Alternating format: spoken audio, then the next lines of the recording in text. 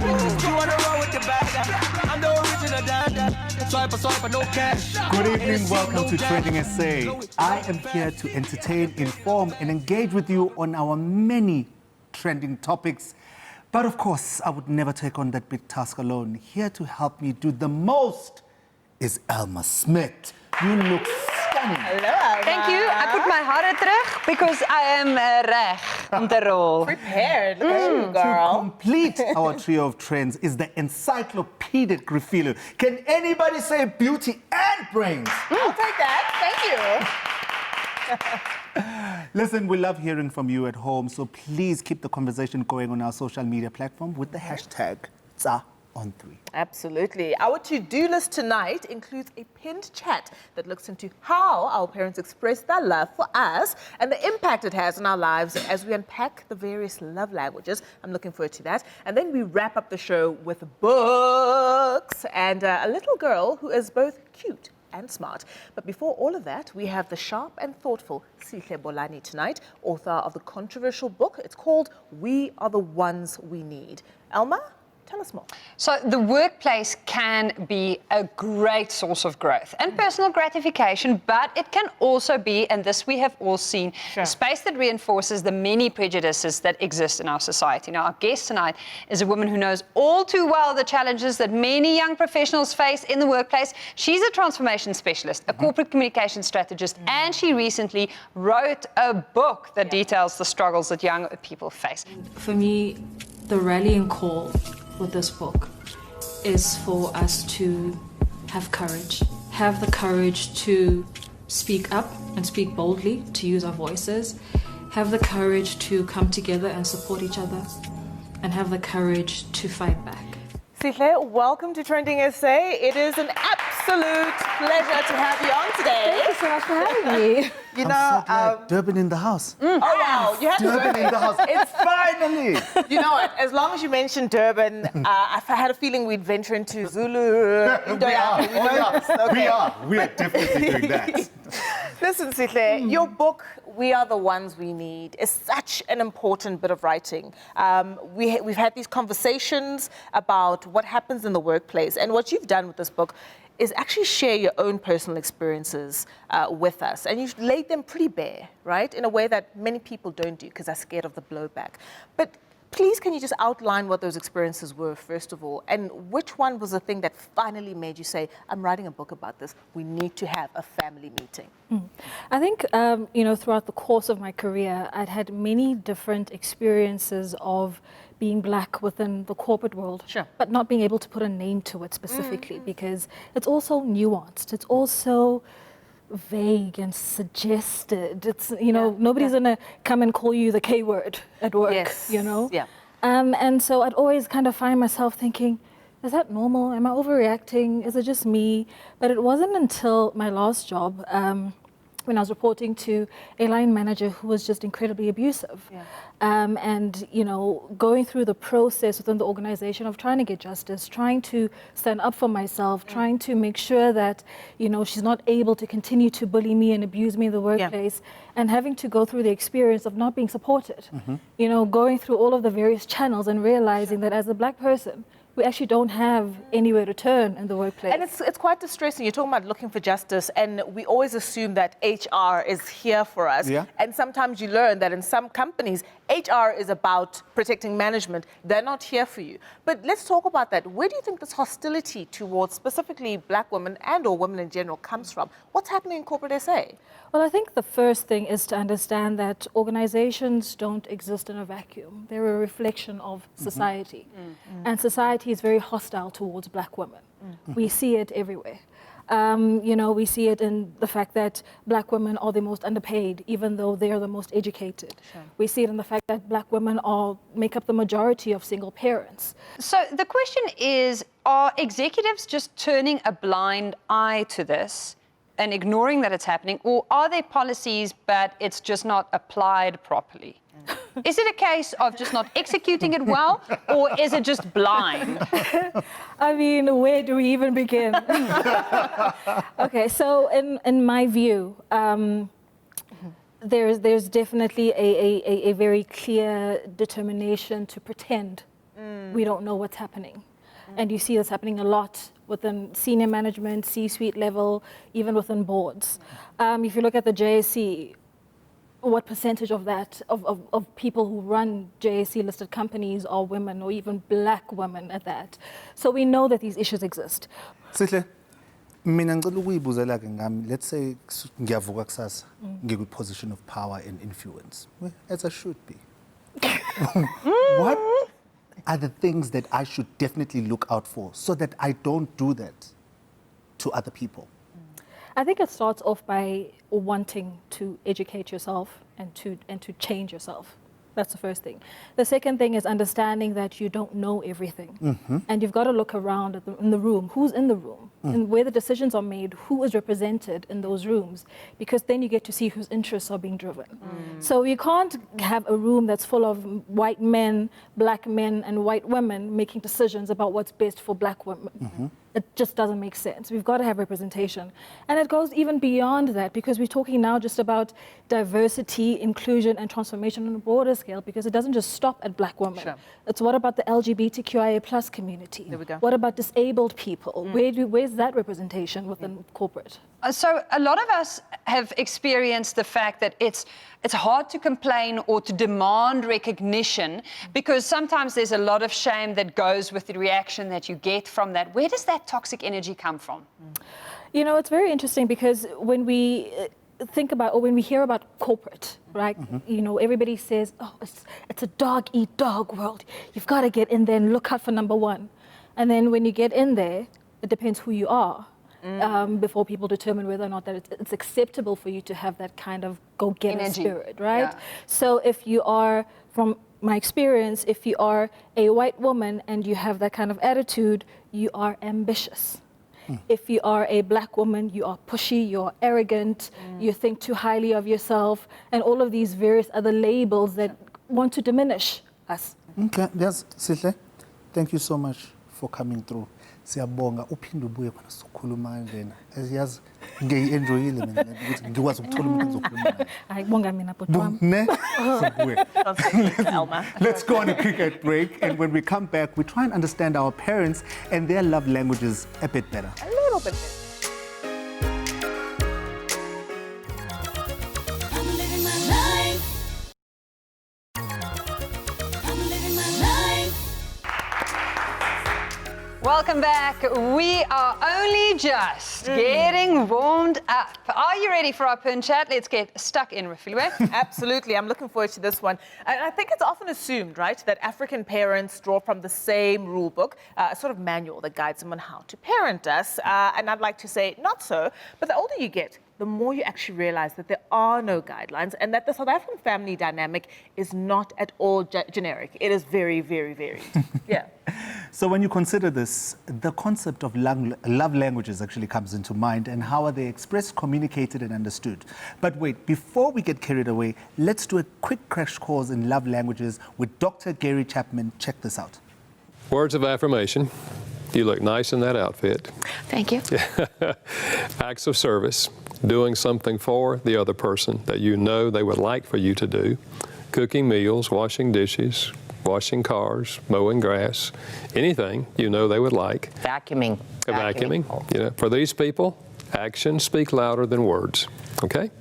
Then there's gifts. Universal, to give gifts as an expression of love. The gift says, they were thinking about me. Look what they got for me. Quality time, giving the person your undivided attention.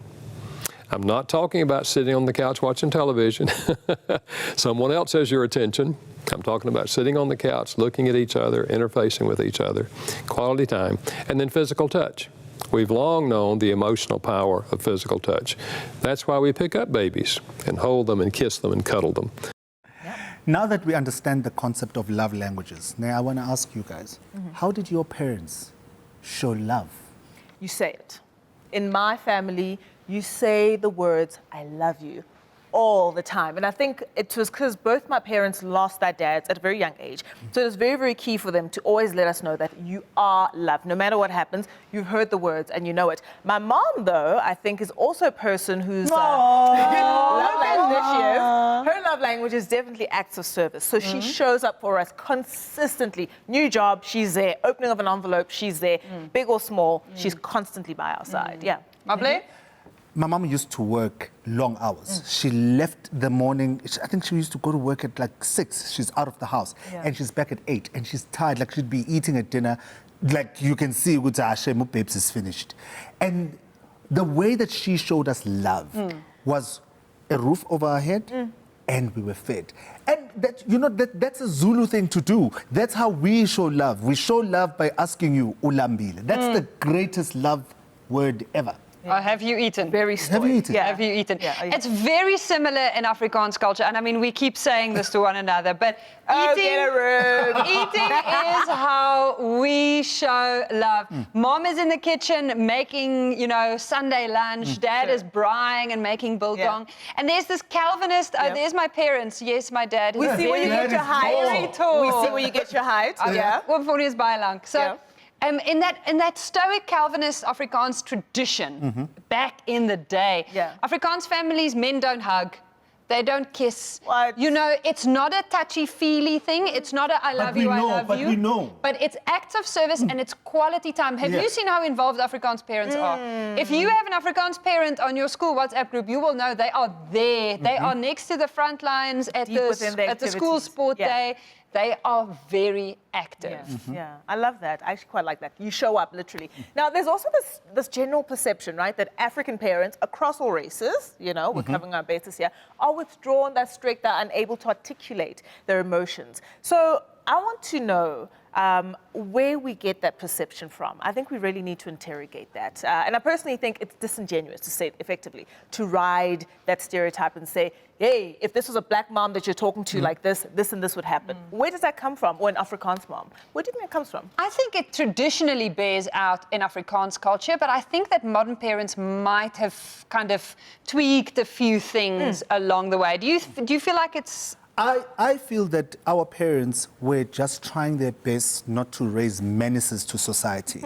Our parents were just there making sure they raise respectful people. That's why obedience and respect was always put forward. And I feel that the younger parents, our generation, we're kind of messing it up. Okay, I want to pose a question to you though. Were our parents' raising children that would not get in trouble with the apartheid system because, we were under an oppressive regime, and therefore obedience is key, right? No, I just think, our parents were actually preparing us for the real world. The world where you go to varsity or you go to high school, there's authority. You get to work, there's authority. And our parents knew that and they had to prepare us for that. And look, aggressive discipline, that's literally, we wrote the book, I feel, in Afrikaans culture on aggressive discipline, but it has moved on. And I feel like a lot of the time now when I see my friends parenting, they are trying to be, as you said earlier, friends with their kids because they are working so hard that they can't be present. They don't have quality time invested in the relationship.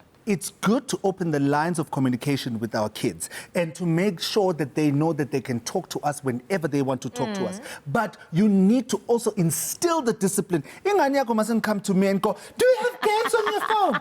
I'm just like, no. Actually, we knew boundaries. You know what I'm saying? But what are your love languages? You're a parent. So before I had a kid, I thought my love language was acts of service, right? And I was very much a 50-50 girl. And then I was out here pregnant and I'm carrying this whole human being inside of me. And I was like, wait a minute, I deserve all the gifts. Pile them at my feet. My new love language, guys, is receiving gifts. Bring it. And it could be anything. It's a Twinkie. It tells me you've been thinking about me. And with my kid, it's verbal, but it also is physical touch. I hug an insane amount. And the day she doesn't want me to touch her anymore is going to be the day my heart breaks. Enough.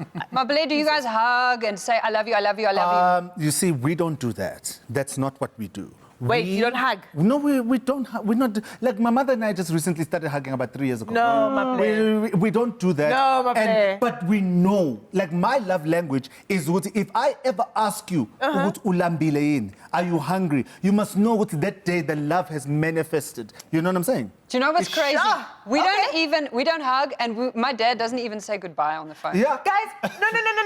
You can't end a phone conversation without saying, bye, I love you. No. Every single conversation. You just go, okay, and then it's over. I'm not coping. So basically, we're going to be looking at different parenting styles. Yeah. There's a cute video that actually I saw, and there it is.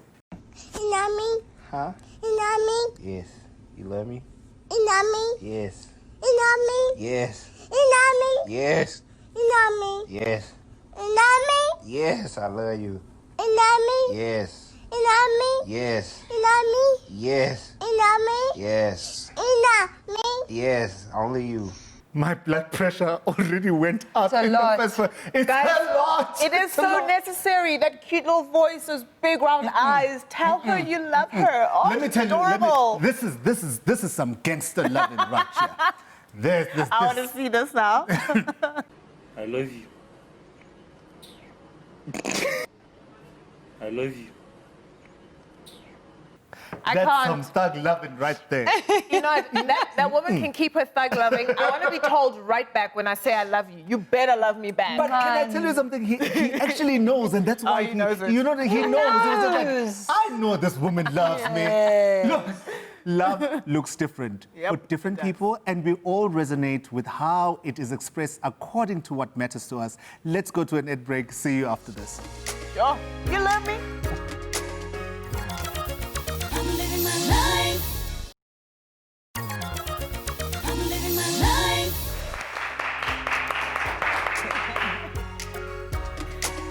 Welcome back. It is almost time for us to head for the exit sign. But before that, I recently came across this little girl who goes by the quirky name Oxipion on my Instagram feed. And I was absolutely taken. Check out how she eloquently drags people who think that she's far too young to have an informed opinion. How dare they?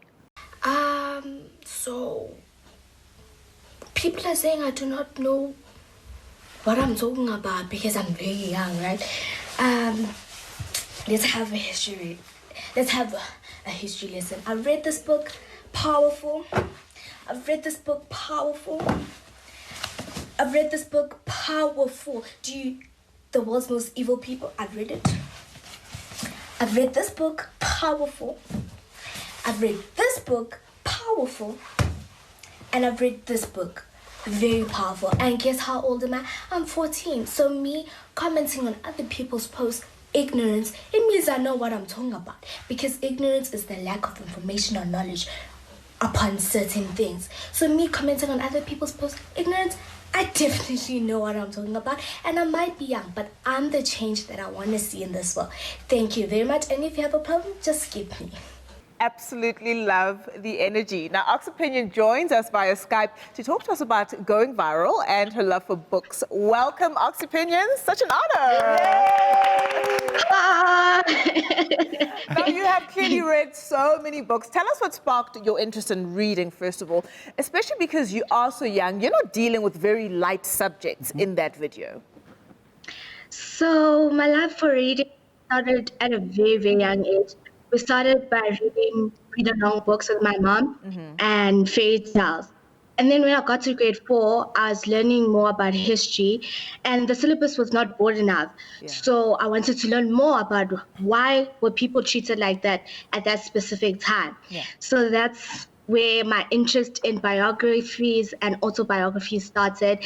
And I don't regret that decision because it's the best decision I've made. Okay, so you started a YouTube channel and you're trying to encourage other kids to also get into reading. Tell me about your channel and why should kids go check it out? So my YouTube channel is basically where I show the world a 14-year-old's perspective and how I'm conscious of what's happening around the world and how I can help in bringing change in this world. I do book reviews where I share books I've read that have made me who I am today, and books that I have used to back my information in history class, debates, and everywhere I want my opinions to be heard. So I'm just sharing books where children shouldn't be afraid to voice their opinions. Children shouldn't be afraid to be who they are, because at the end of the day, it's a free world, you know? And in that video, you say that you want to be the change that you want to see. What would you like to be when you grow up? Do you perhaps want to write your own book? So I grew up being told that I'm the future and we are the future. And it would be unfair for me to be told that and not show what the future is going to be like. So when I grow up, I'm still undecided, but I still have 1 year to choose between law and medicine because I care a lot about humanity. And being a lawyer, I will help people who can't speak for themselves. And then being a medical doctor, I can help people who are sick and I can help them holistically and everything. So it's between those two. I'm writing a book. Actually, when I was in grade 6, I thought about writing a book about living at... You must do it. Yes. I thought about writing a book as a big black girl in South Africa. Yeah. Because from a very young age, my mom made me wear oversized clothes. I would always wear jackets. It's cold, it's not cold. I'm always wearing a jacket. And I was so confused.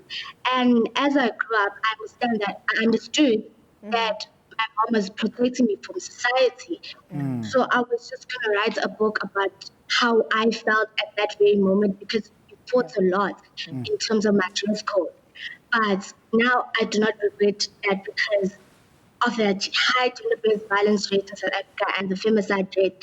I actually feel grateful that I had a mother who was very conscious and caring. Listen, you are an incredible young lady.